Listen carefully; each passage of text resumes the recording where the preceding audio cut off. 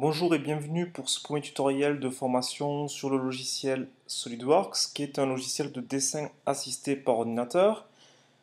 Dans cette première partie, nous allons prendre en main l'interface et expliquer le fonctionnement d'un modeleur volumique par l'intermédiaire d'une pièce simple, dont je vous montre ici le modèle de suite, qui est un cube percé en fait sur ses deux faces. Un cube de 50 mm de côté, dont deux faces ont été percées avec des trous, des perçages débouchants de diamètre 20 mm.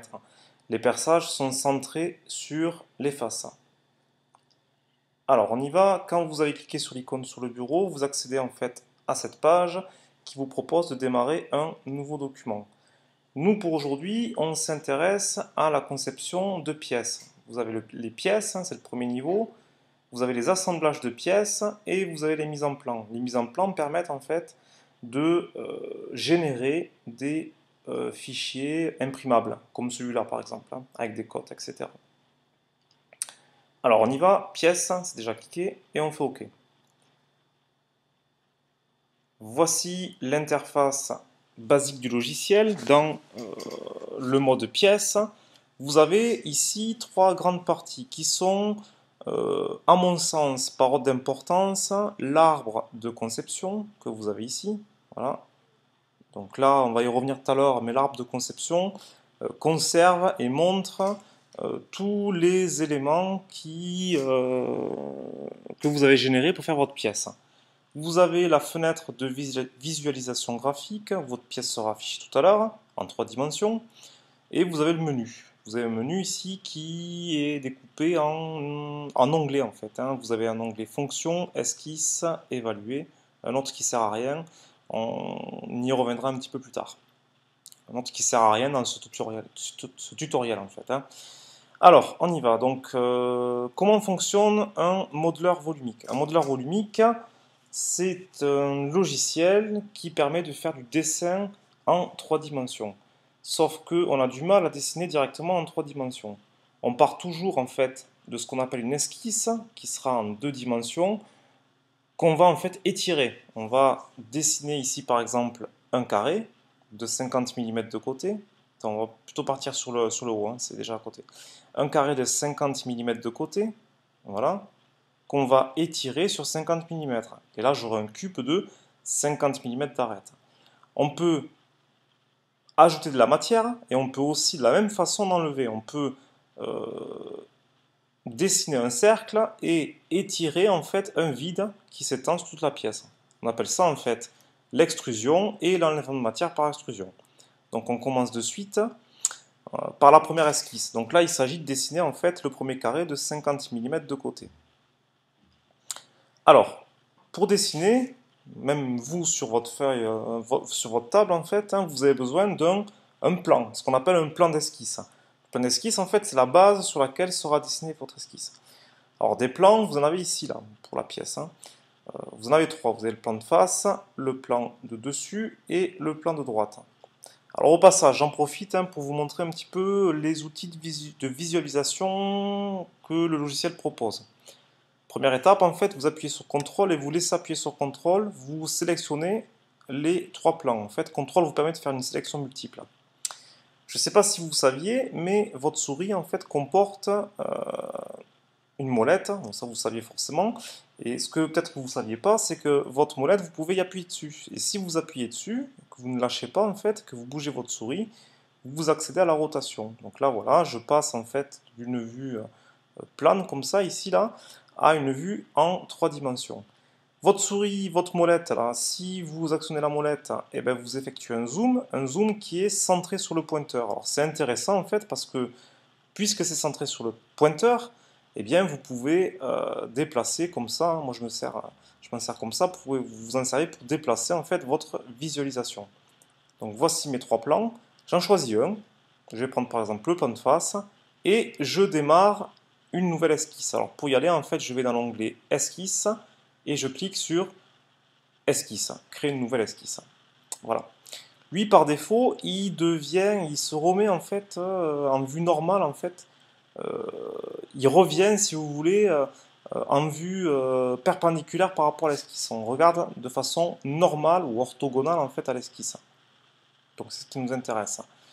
Alors c'est parti. J'active l'outil rectangle et je clique une fois pour le premier point. Je clique une deuxième fois pour le deuxième point.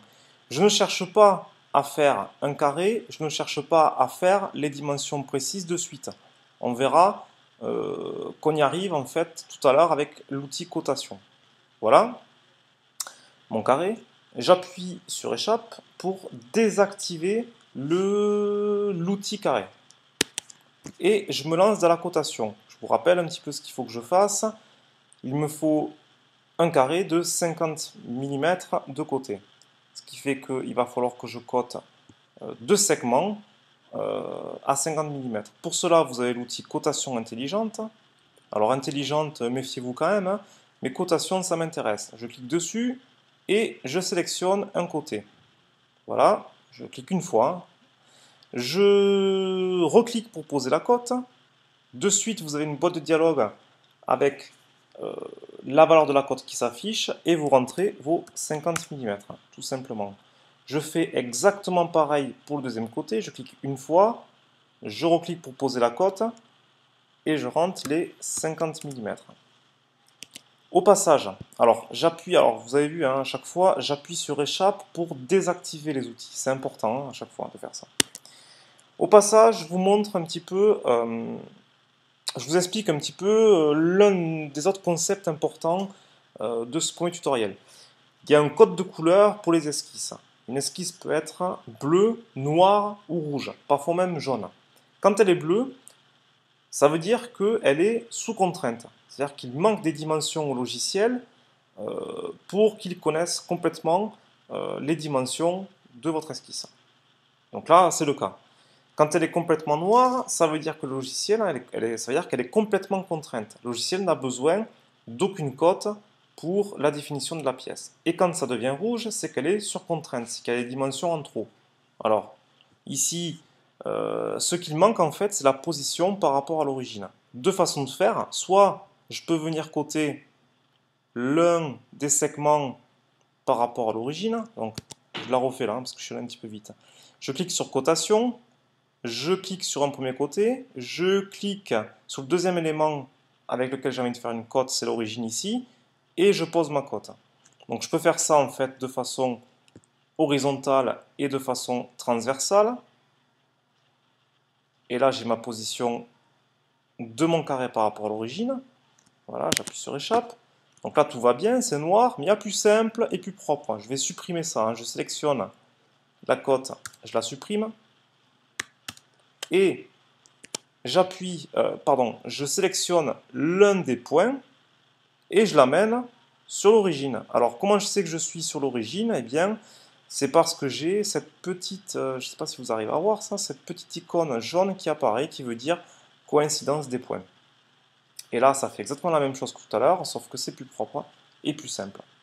Voici ma première esquisse, donc je peux zoomer dessus, je peux même la mettre en 3D si je veux. Je peux même revenir par l'intermédiaire de cette icône ici. Je vais cliquer sur le petit triangle noir et je peux me mettre en vue normale, c'est-à-dire en vue perpendiculaire à l'esquisse. Voilà, donc je reviens en 3 dimensions. Et là, il me faudrait faire en fait, maintenant que j'ai ce carré, il me faudrait l'extruder sur 50 mm. Pour cela, je vais utiliser en fait l'onglet des fonctions. Et dans l'onglet des fonctions, j'ai accès à base bossage extrudé, ce qui veut dire créer de la matière en extrudant une esquisse. Je clique dessus. Voilà. Par défaut, il me fait une extrusion de 10 mm en fait. Hein. Il m'étire, si vous voulez, mon esquisse sur la valeur dont je spécifie. Alors vous pouvez spécifier avec cette petite flèche en inversant la direction, ici, là. Ou vous pouvez carrément rentrer votre cote, c'est ce qu'on va faire ici, 50 mm, directement. Alors on peut inverser la direction ici, voilà. D'autres options qu'on verra peut-être plus tard hein, dans un autre tutoriel ici, mais on peut dire par exemple qu'on est par rapport au plan milieu. Plan milieu, ça veut dire en fait que les 50 mm sont distribués de part et d'autre de votre esquisse. Nous, on va rester simple, hein, borgne, la direction par défaut, 50 mm. on est bon, on valide. Voici votre première fonction qui nous a permis de générer un cube de 50 mm de côté. Je vous rappelle que notre pièce d'exemple est percée sur ces deux faces. Deux faces sont percées par des perçages de 20 mm débouchants, 20 mm de diamètre. Alors ça marche de la même façon, hein. C'est-à-dire qu'en fait, pour faire ces perçages, il me faut faire une esquisse et ensuite enlever la matière par extrusion. Voilà. Pour faire une esquisse, il me faut un plan d'esquisse et des plans, vous en avez ici, voilà. Ou alors carrément les plans de la pièce. Voilà, des plans, j'en ai autant que je veux là. Alors si je reprends en fait, hein, si je me mets dans une vue par exemple ici isométrique, voilà, ici, je vais devoir percer cette face-là. Donc je sélectionne ce plan, je vais dans esquisse, je démarre une nouvelle esquisse, je peux éventuellement me mettre en vue normale, c'est plus confortable pour travailler. Comme tout à l'heure, hop là, comme tout à l'heure ici, je ne clique pas sur rectangle, je clique ici sur cercle. Et je dessine un cercle sans m'intéresser vraiment ni à son diamètre ni à sa position. Voilà. J'appuie sur échappe. Mon cercle est bleu parce qu'il n'est pas entièrement contraint. Je vous rappelle qu'en fait, il faut que votre esquisse soit complètement noire avant de lancer la fonction. Donc là, je vais devoir coter. Je cote intelligemment, hein. Je donne un diamètre. Ici, c'est 20 mm. Et je positionne mon centre de cercle de façon égale par rapport au côté. Alors en fait, c'est pas indiqué ici, mais puisque j'ai 50 mm de côté, forcément mon centre sera situé à 25 mm de l'un des côtés supérieur ou inférieur. Donc pour cela, je sélectionne le centre, je clique une fois dessus, je clique une fois sur le côté supérieur ou inférieur, peu importe, je pose ma cote et j'indique 25 mm. Voilà pour la cote verticale, voici pour la cote horizontale, la même façon, 25 mm. On est complètement noir, ce qui veut dire qu'on est complètement contraint, tout va bien. On ne peut pas rajouter de cote supplémentaire là en fait. C'est l'histoire que je vous racontais tout à l'heure. La troisième couleur, on l'a pas vu, on a bien vu les esquisses bleues au tout début, les esquisses noires quand tout va bien, les esquisses rouges, on n'a pas encore vu. Imaginez-vous que vous ayez envie de dire au logiciel, eh bien, le centre se trouve à 25 mm de ce côté, mais il se trouve aussi à 25 mm de l'autre. Ce qui est vrai, pourquoi pas? Alors, non seulement c'est pas utile de faire ça, parce que le logiciel le sait déjà qu'il y a 25 mm ici, mais en plus, vous indiquez deux fois la même dimension, et ça génère en fait une surcontrainte. Donc vous avez ce message de dialogue, là, rendre cette compte pilotée. Dès que vous avez ça, vous ne cherchez pas à comprendre, vous appuyez sur annuler, il y a forcément un problème. Allez, c'est parti pour la fonction. Donc là, la fonction qu'il faut que j'utilise ici dans l'onglet, c'est enlèvement de matière extrudée. Ce qui veut dire, j'enlève de la matière en étirant mon cercle. Je clique dessus, je vais me mettre un petit peu en 3D. Alors je vous rappelle que il faut que mon trou soit débouchant. Donc mon trou, il faut qu'il fasse plus de 50, mon extrusion, hein, mon enlèvement de matière, c'est pas facile à dire, doit faire plus de 50 mm. Ici 60 mm, ça pourrait être adéquat. 50 mm, ça pourrait être adéquat aussi, hein. Quand on est pile poil sur la dimension, ça marche. Le meilleur moyen de faire ici, là, même si je me mets, alors, voyez, par exemple ici, je reviens vers un trou non débouchant, je demande à ce que ça soit à travers tout. À travers tout, ça veut dire que le logiciel calcule la longueur pile poil qu'il faut pour traverser la pièce et pas plus. Si votre pièce fait 2 km de long, eh bien l'extrusion, l'enlèvement de matière extrudée en fait, se fera sur 2 km. Il n'y aura pas de problème. C'est la façon la plus simple et la plus propre de faire, encore une fois. Je valide. Et voici mon premier perçage. Donc, rapidement, j'exécute le second perçage. Alors, pour me retrouver, en fait, hein, dans ma conception, je me remets en vue isométrique. Donc là, on a percé cette face-là. On va percer la face suivante, la face supérieure. je clique sur le plan, je demande à faire une nouvelle esquisse, je me mets en vue normale, voilà, je crée un cercle, ce cercle, je le cote, 20 mm